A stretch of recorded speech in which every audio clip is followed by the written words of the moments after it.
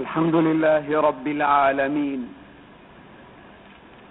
والصلاة والسلام على أشرف المرسلين سيدنا ونبينا محمد وعلى آله وأصحابه أجمعين. أوصيكم عباد الله بتقوى الله، وأحثكم على طاعة الله، وأنهاكم عن معصيته. وبعد،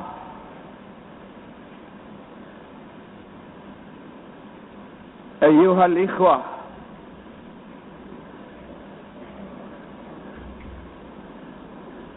عندما يقبل الربيع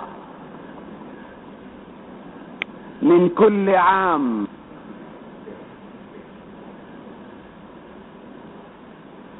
وأعني بالربيع فصله، كلما يقبل الربيع من كل عام على جزيرة العرب ترتفع أعواد الحنطة في حقول اليمن، ويورق الكرم في أرض الطائف، وتمتلئ الآفاق بشذا الرياحين المنبعثة من واحات الجزيرة المبعثرة هنا وهناك.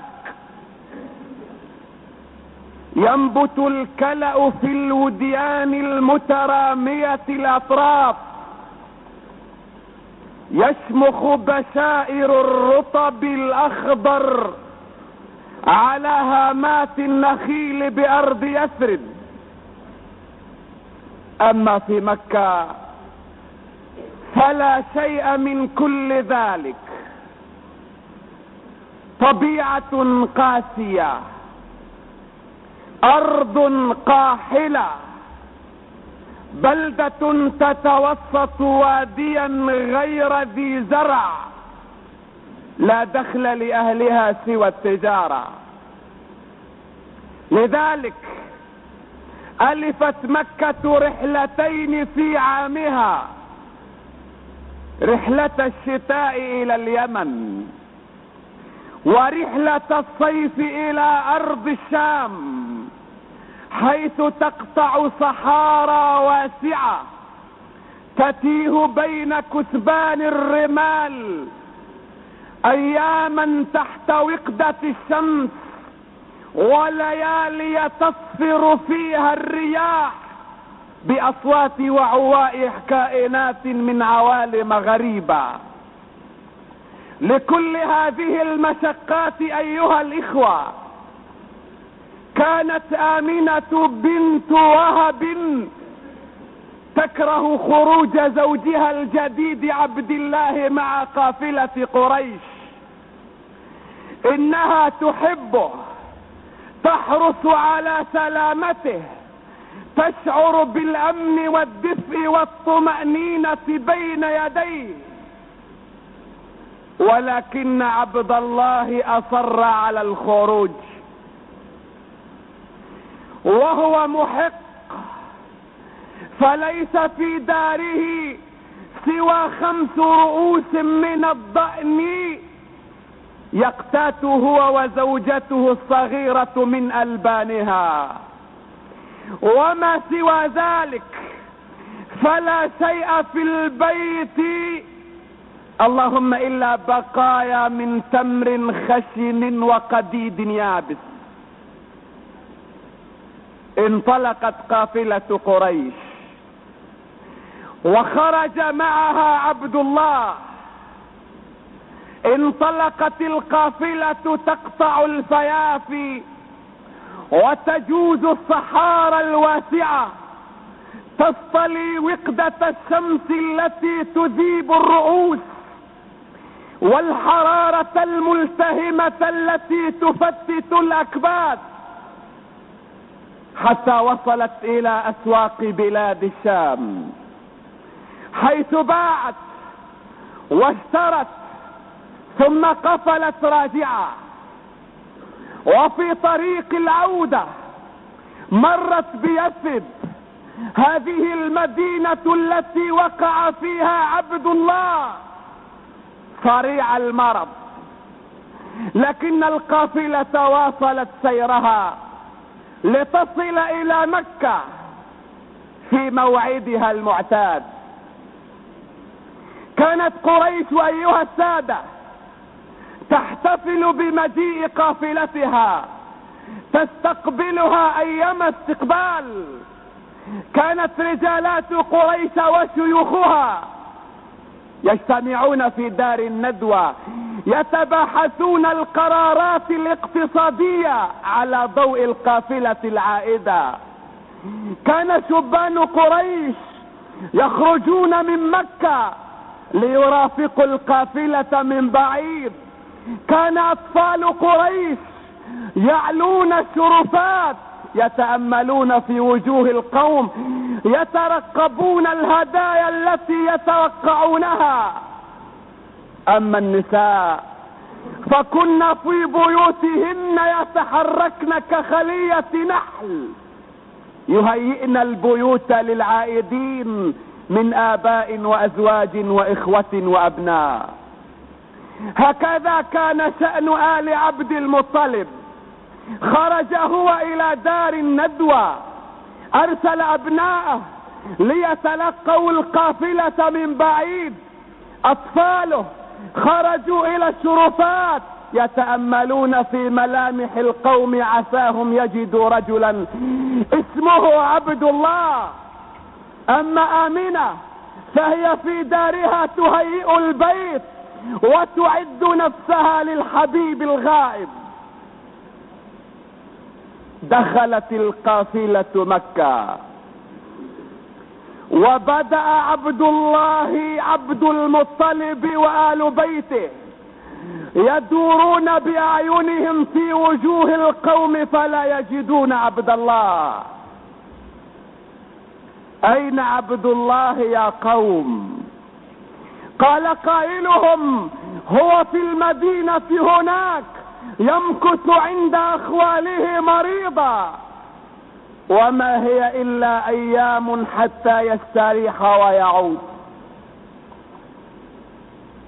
كان غياب عبد الله صدمة على قلب عبد المطلب، غير أنه سرعان ما تمالك نفسه، فهو سيد مكة وشريفها الذي يجب عليه أن يعلمها الصبر في الشدائد. أما شابنا الغائب فهو هناك في المدينة يكابد المرض ويصارع الموت حتى لفظ أنفاسه، وانطفأت جذوة الحياة في صدره على أمل متلهف وشوق شديد إلى رؤية زوجته وابنه الموعود محمد صلوات الله عليه وسلامه. وصل الخبر إلى مكة، اضطرب عبد المطلب للنبأ اضطرابا شديدا وتحير كيف يلقي هذا النبأ الفاجع على آمنة المسكينة التي طالما سألته يا أبتاه. تقول العرب لأعمامهم أب، طالما قالت له يا أبتاه أين عبد الله؟ متى يأتي حتى أقضي معه بقية أيام عمري ولو بلا زاد أو قديد أو تمر؟ ولكن لا بد من الإخبار. تقدم عبد المطلب نحو دار آمنة مضطرب الخطى، يعلو وجهه الحزن والكآبة، يحيط به رجالات قريش. وما أن وقف أمام آمنة حتى تحير، لا يدري من أين يبدأ وإلى أين ينتهي، غير أن أم رسول الله محمد كانت ذكية، تأملت ملامح وجه عبد المطلب فأدركت كل شيء، وأرادت أن تنقذه من حيرته وبادرته قائلة: أطال الله عمرك يا أبتي، فيك الرجاء وفيك العوض عن كل شيء. ثم ارتمت بين أحضانه باكية. غير أن الحزن أيها السادة، الحزن لم يستبد طويلا ولم يجسم على صدرها زمنا طويلا، فما هي إلا أيام حتى ظهرت إرهاصات النبوة وولدت آمنة سيدنا محمد الذي ملأ حياتها طمأنينة وسعادة وأنساها كل كآبة وحزن. بين الحين والآخر كانت آمنة تشعر بمرارة الحقيقة لا بمرارة فراق عبد الله، فعبد الله لحق بجوار ربه، غير أنها تشعر بمرارة الحقيقة نحو هذا الطفل اليتيم. فمحمد اليوم ابن امرأة يتيم جاء إلى الدنيا بعد أن فارقها أبوه. لم تحزني يا آمنة؟ هب محمدا يتيما، ما الذي ينقصه؟ ما الذي يضره حتى لو كان محمد يتيما؟ هل اليتم نقيصا؟ هب أن عبد الله لم يمت يا آمنة، أكان بإمكانه أن يربي ولده وأن يؤدبه كما أدبه ربه؟ هب أن عبد الله لم يمت يا آمنة، أكان بإمكانه أن يهب لولده النبوة؟ معاذ الله، لو كانت النبوة اكتسابا لما وسع عبد الله أن يهبها لولده، فكيف وهي اصطفاء؟ ثم يا آمنة تأملي في شخصية يوسف. يعقوب كانت له مكانته، خبرته، شيخوخته، نبوته، ومع ذلك لم يستطع أن يجعل من يوسف نبيا. فارقه يوسف في أخطر فترات العمر، فترة الصبا، فترة اليفاعة، فترة الشباب. وبالرغم من فساد البيئات التي عاش فيها يوسف، كان يوسف ينضح قلبه بالتقوى والعفاف، كالمصباح الذي يوقد ويضيء ما حوله في الليل البهيم الأليل. وما أن رأى يعقوب ولده بعد لأي وحين حتى وجده نبيا وصديقا خالصا دون أن يكون ليعقوب دورا في نبوته. هب محمدا يتيما يا آمنة، ما الذي يضره؟ إنه يتيم، غير أن هذا اليتيم تتعهده يد القدرة الإلهية وتهيئه لأمر جلل وخطب عظيم. وما الآباء، ما الأمهات، ما الأعمام، ما الجدات، ما الأقرباء والأبعدون، ما الخصوم والأعداء، ما الأرض والسماء إلا وسائل لتنفيذ قدر الله وإيصال الرسالة إلى صاحبها محمد صلوات الله عليه وسلامه. إذا محمد اليوم يتيم، غير أن يتمه لم يكن مصادفة، إنما كان يتمه مقصودا. فرض عليه اليتم 3 مرات أو 4 مرات أو 5 مرات. فرض عليه اليتم أولا يوم فتح عينيه على الدنيا فما رأى والده، وحين كان في 6 ماتت أمه، وحين كان في 8 مات جده، وحين خرج من حصار الشعب بعد 40 ماتت زوجته خديجة التي كانت ترعاه، وعمه أبو طالب الذي كان يحميه. هذا اليتم الثلاثي او الرباعي او الخماسي لم يكن مصادفة، انما كان مقصودا ليثبت الله لنبيه محمد وللناس جميعا ان عناية الله بانبيائه ورسله تفوق عناية الاباء والامهات والاجداد، ليربي رسوله على الاستغناء عن الناس.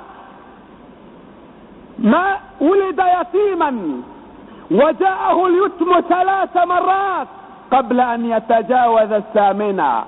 كلما ركن محمد الى قريب من اقاربه اخلاه الله عنه وازاحه عن طريقه ليعلمه انني انا صاحبك وقريبك يا محمد، انا الذي ارعاك، انا الذي سأؤدبك، استغني عن الناس واعتمد علي. لذلك ايها السادة كان الانبياء اكثر حظا من غيرهم في اليتم. معظم الانبياء كانوا يتامى، ومن لم يكن منهم يتيما جعله الله في عداد الايتام غربة وهجرة وسجنا وتعذيبا، كابراهيم واسماعيل ويوسف وموسى وعيسى. اذن يتم محمد صلى الله عليه وسلم لم يكن نقمة ولا بلاء ولا نكبة، انما كانت نعمة انعمها الله عليه ليهيئه لحمل رسالة السماء. وكان هذا اليتم درسا عظيما في حياة رسول الله له وللناس جميعا. اما بالنسبة لمحمد صلوات الله عليه وسلامه فقد كان اليتم حافزا لارتباطه بالله. مات ابوه، ماتت امه، مات جده، ماتت زوجته، مات عمه. حينما يجد الانسان كل حبيب الى فراق، قريب الى زوال، مال الى فناء، حينئذ لا يجد له طاقة ولا مجالا الا ان يلتجئ الى الذي لا يزول ولا يفنى.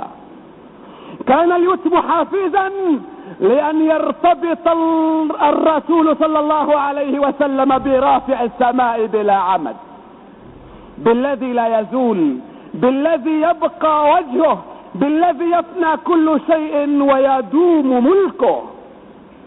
ومن ناحية ثانية كان اليتم حافزا لان يرتبط رسول الله بعامة الشعب، بالفقراء، بالمساكين، وخاصة منهم اليتامى، لانه واحد منهم عانى ما يعانوه وقاسى ما يقاسونه.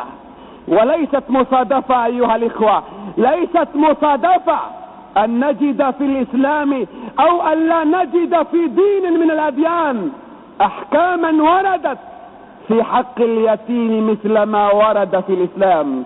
هاكم القرآن مثلا ليقول لكم ماذا في حق اليتيم. فاما اليتيم فلا تقهر، أرأيت الذي يكذب بالدين فذلك الذي يدع اليتيم. كلا بل تكذبون بالدين ولا تحضون على طعام المسكين ويطعمون الطعام على حبه مسكينا ويتيما واسيرا. فلا اقتحم العقبة، وما أدراك ما العقبة، فك رقبة أو إطعام في يوم ذي مسغبة يتيما ذا مقربة. وأما الجدار فكان لغلامين يتيمين في المدينة وكان تحته كنز لهما وكان أبوهما صالحا فأراد ربك أن يبلغ أشدهما ويستخرج كنزهما رحمة من ربك. يسألونك ماذا ينفقون قل ما أنفقتم من خير فللوالدين والأقربين واليتامى. وما غنمتم واعلموا أنما غنمتم من شيء فأن لله خمسه وللرسول ولذي القربى واليتامى. وما أفاء الله على رسوله من أهل القرى فلله وللرسول ولذي القربى واليتامى. يوصيكم الله في يتامى النساء وأن تقوموا لليتامى بالقسط وآتوا اليتامى أموالهم وابتلوا اليتامى ولا تقربوا مال اليتيم إلا بالتي هي أحسن إن الذين يأكلون أموال اليتامى ظلما إنما يأكلون في بطونهم نارا وسيصلون سعيرا. أما بالنسبة لنا أيها الناس كان اليتم درسا عظيما علمنا أن محمدا صادق في رسالته ولا ينطلق في دعوته إلا من الوحي، فليس له أب يربيه على هذه الفكرة وليست له أم يغذيه لبنها ولا جد يشد من عزائمه نحوها. علمنا اليتم أن محمدا لم يرضع لبان دعوته منذ صبا إنما كان غافلا عن كل ذلك، رضعها بعد 40 يوم جاءته الرسالة وهو لا يحتسبها. لقد أراد الله اليتم لحبيبه حتى لا يشتغل بزعامة قريش بزعامتها ومناصبها وزخارفها وحتى لا تلتبس على الناس البسطاء بعد ذلك قداسة النبوة بجاه الدنيا. لقد أراد الله اليتم لحبيبه ليعلمكم جميعا أن ما تتفاخرون به من أنساب وما تتكاثرون به من أموال وما تتنافسون فيه من دنيا وزعامات هي أوهام تافهة حطام زائل، وأن فضل الإنسان وقيمته بما يقدمه لبني البشر من مبادئ سامية من أحكام عادلة من قيم وتشريعات حكيمة.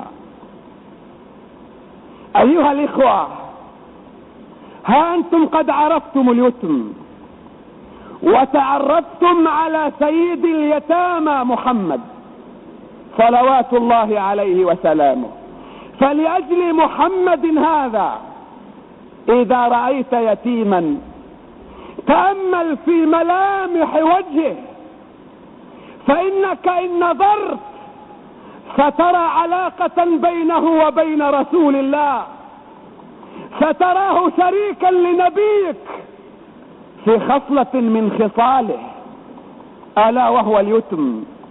فلأجل سيد اليتامى ارأف باليتيم، أشفق على اليتيم، امسح دمعته، آنس وحشته، أذل كربته، سد جوعته، استر عورته لأجل سيد اليتامى محمد. أنتم تقولون كرام لعين تكرم 1000 عين أو تكرم مدينة، ويقول مجنون ليلى أحب لحبها السودان حتى أنني أحب لحبها سود الكلاب. إذا كنتم تكرمون 1000 عين لأجل عين، وإذا كان مجنون ليلى يحب الكلاب السوداء لأجل محبوبته السوداء، ألا ينبغي لكم أن تحبوا كل اليتامى من أجل سيد اليتامى محمد صلوات الله عليه وسلامه؟ ثم لا تنسى أيها المسلم لئن فعلت ما أراد الله منك أن تفعله مع اليتيم سيهيئ الله لأولادك اليتامى من بعدك من يفعل فيهم. وليخشى الذين لو تركوا من خلفهم ذرية ضعافا خافوا عليهم. كل شيء بالدين كما يقول المثل حتى دموع العين. من نفس عن مؤمن كربة من كرب الدنيا نفس الله عنه كربة من كرب يوم القيامة. من يسر على معسر يسر الله عليه في الدنيا والآخرة. من ستر مسلما ستره الله في الدنيا والآخرة. الله في عون العبد ما دام العبد في عون أخيه. البر لا يبلى والذنب لا ينسى والديان لا يموت. اعمل ما شئت كما تدين تدان. أقول قولي هذا وأستغفر الله.